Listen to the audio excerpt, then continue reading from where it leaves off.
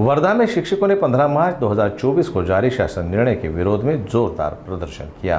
विदर्भ माध्यमिक शिक्षक संघ के नेतृत्व में जिला परिषद कार्यालय के सामने यह प्रदर्शन हुआ।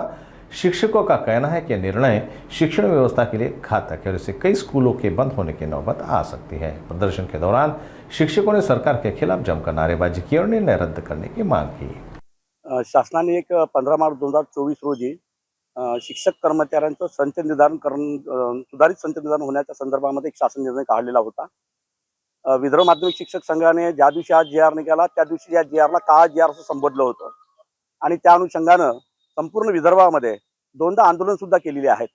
आदरणीय अडबाले सर जे नागपूर विभागाचे शिक्षकांचे प्रतिनिधी आहेत त्यांनी सभागृहामध्ये हा प्रश्न लावून धरला की घातक असा हा शासन निर्णय आहे। म्हणजे तरतुदी ज्या आहेत त्या विद्यार्थ्यांसाठी, पालकांसाठी आणि शिक्षकांसाठी अत्यंत अन्यायकारक अशा तरतुदी आहेत आणि म्हणून हा शासन निर्णय रद्द करावा अशी मागणी सभागृहात केलेली होती।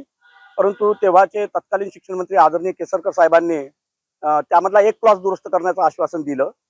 तो क्लॉज असा होता की जर मुख्याध्यापक अतिरिक्त ठरला शाळेमधला तर त्यांना सहाय्यक शिक्षक करण्यात येणार होतं आणि त्या जी आर नुसार फक्त वेतनाला संरक्षण दिलेलं होतं, वेतन श्रेणीला संरक्षण दिलेलं नव्हतं। म्हणजे अनेक मुख्याध्यापक आज जे मान्यताप्राप्त मुख्याध्यापक म्हणून कार्यरत आहेत त्यांना पदावनत व्हावं लागलं असतं, सहाय्यक शिक्षक म्हणून इतर शाळेत समायोजित व्हावं लागलं असतं आणि त्यांची वेतन श्रेणी सुद्धा गेली असती। तो एकच लाभ दिला आणि त्यानंतर असं आश्वस्त केलं होतं की आम्ही जुन्या जे लोक आहेत त्यांना जुन्या निकषाप्रमाणेच आम्ही निकष लावू आणि नवीन पदं भरण्यासाठी नवीन निकष लावू असं आम्हाला काही उच्चस्तरीय सभेमध्ये सुद्धा अधिकाऱ्यांकडून सांगण्यात आलेलं होतं।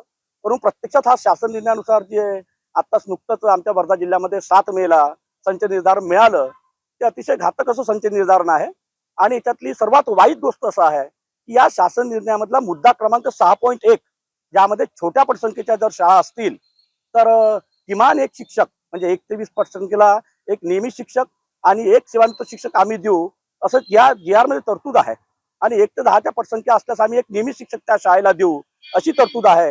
परंतु जाणीवपूर्वक या तरतुदीकडे शासनाने दुर्लक्ष करून राज्यामधल्या हजारो शाळा बंद आता होणार आहेत, कारण या शाळांना शून्य शिक्षक मंजूर झालेला आहे आणि त्यामुळे शून्य शिक्षक मंजूर असणाऱ्या शाळा त्या बंद होतील आणि पर्यायानं अनेक विद्यार्थी जे पाड्यावरती राहतात, आदिवासी खेड्यात राहतात, डोंगराळ भागात राहतात ते शिक्षण घेण्यासाठी 8-10 किलोमीटर जाऊ शकणार नाही आणि पर्यायानं महाराष्ट्र राज्यामधलं निरक्षरांचं प्रमाण वाढण्याची शक्यता आहे किंवा काही पालकांना स्थलांतर करून आपलं शेत, आपलं घर, आपलं गाव सोडून बाहेरगावी 8-10 किलोमीटर ज्या ठिकाणी शिक्षणाची व्यवस्था आहे त्या ठिकाणी जाऊन स्थलांतर करावं लागेल।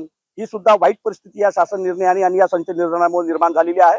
म्हणून आज आम्ही पूर्ण विदर्भामध्ये म्हणजे नागपूर विभाग आणि अमरावती विभागातील सर्व जिल्ह्यांमध्ये नागपूरला डेप्युटी डायरेक्टर ऑफिस समोर आणि अमरावतीला डेप्युटी डायरेक्टर ऑफिस समोर आज 11 ते 12 या वेळेमध्ये निदर्शने करून ही जी घातक तरतूद आहे या शासन निर्णयामधल्या त्या रद्द कराव्या आणि हे संच निर्धारण जे चुकीचं झालेलं आहे ते तात्काळ दुरुस्त करावं आणि दुरुस्त झाल्याशिवाय समायोजनाचा राऊंड लावू नये अशी आमची आग्रही मागणी आजच्या निमित्तानं आम्ही शासनाला आज करणार आहोत। त्याचं निवेदन आम्ही शिक्षणाधिकारी वर्धा यांच्या मार्फत आज आदरणीय दादासाहेब भुसे यांच्याकडे पाठवणार आहोत।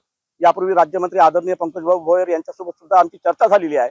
त्यांना सुद्धा आम्ही या संच निर्धारणामध्ये ज्या काही शासन निर्णयातल्या काही तरतुदीकडे दुर्लक्ष झालेलं आहे ते लक्षात आणून दिलं आहे आणि त्यांनी आश्वस्त केलेलं आहे की मी आज प्रधान सचिवांसोबत 14 तारखेला चर्चा करून तुम्हाला न्याय देण्याचा प्रयत्न करील असं त्यांनी आम्हाला आश्वस्त केलेलं आहे आणि म्हणून आज आम्हाला अपेक्षा आहे की आज सरकार रात्रीपर्यंत काहीतरी या बाबतीत निर्णय घेईल आणि एक सुधारित परिपत्रक निर्गमित होईल अशी अपेक्षा आजच्या आंदोलनाच्या निमित्तानं आम्हाला आहे। धन्यवाद।